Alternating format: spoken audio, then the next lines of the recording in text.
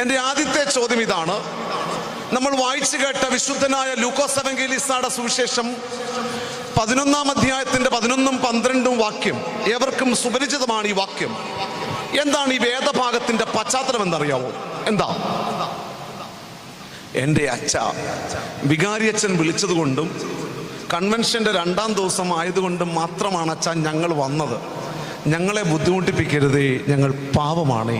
അതൊന്ന് പറഞ്ഞേ, എന്താണ് ഇതിന്റെ പശ്ചാത്തലം എന്ന് ചോദിച്ചാൽ, കർത്താവിന് സമവീക്ഷണ സുവിശേഷം അനുസരിച്ച് വിശുദ്ധ മത്തായി ശ്ലീഹായുടെ സുവിശേഷം, മർക്കോസ് എവങ്കേലിസ്ത, ലൂക്കോസ് എവങ്കേലിസ്തയുടെ സുവിശേഷം അനുസരിച്ച് 2 പ്രേക്ഷിത ദൗത്യമേ ഉള്ളൂ എന്ന് നിങ്ങൾക്ക് അറിയാമല്ലോ. ബഥേലിലും ബഥാനിയിലും ബെത്സയിദയിലും ബെത്ഫാഗയിലും ബെത്ലഹേമിലും ഒക്കെ നീളുന്ന അവന്റെ 33.5 വർഷത്തെ ചേർത്ത് വെച്ച് വായിക്കുമ്പോൾ 2 പ്രേക്ഷിത ദൗത്യമേ ക്രിസ്തു നടത്തുന്നുള്ളൂ. പ്രിയമുള്ളവരെ,